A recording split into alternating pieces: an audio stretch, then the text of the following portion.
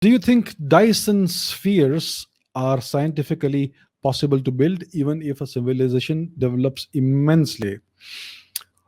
So there is definitely nothing in the laws of physics that would prevent a sufficiently advanced civilization from building a Dyson sphere. So let me show you what a Dyson sphere is. This is a hypothetical artist's representation of a Dyson sphere. It is a sphere that envelopes an entire star. It is a monumental piece of engineering. It is a sphere that envelopes an entire star. This thing will close around the star, and it will basically be able to harness the entire energy output of that star. So that's what a Dyson sphere is. This is a hypothetical representation. This is another hypothetical representation of a Dyson swarm kind of structure being constructed around a star.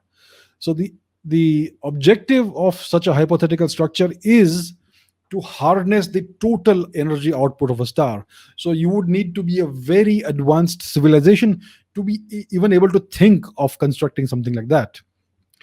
So it's a very you would need to be a very advanced civilization. There is nothing against the laws of nature, against the law in the laws of physics, that says we can't build it. But can a civilization reach that level of advancement? Well, we are nowhere near it. We are not nowhere near even being able to harness the total energy of our own planet. We can't control the weather, and there are so many things that we have no control over. We are trying to do it. We are doing a very bad job of it right now, but so we are very far from it. Is it possible theoretically? Certainly. So there was this thing in the news, a star that was exhibiting very erratic patterns of dimming and brightening. It's called Tabby's star. uh, I don't have it here open somewhere, but look it up. It's called Tabby's star. It's a star which is about a few hundred light years from the Earth, and it has this pattern or non-pattern of erratically brightening and dimming. The dimming affects about 27% of the light output of the star. So that is very considerable dimming. And as of today, we have no proper explanation of what could be the process that is causing this erratic dimming and brightening up of the star. So if there was some large planet or swarm of dust or swarm of comets orbiting the star, then this dimming and brightening would be periodic. It would be periodic, and we would be able to predict it. But in the case of the star, it is not predictable at all.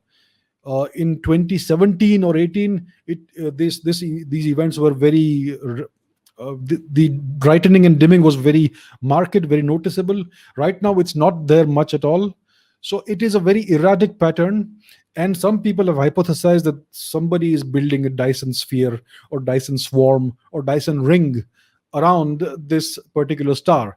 And that possibility has not yet been ruled out, because there is no well accepted natural explanation of what's going on in that star. So that could be a possible candidate. There's a small chance it could be something like another civilization creating constructing something around the star. We don't have proof.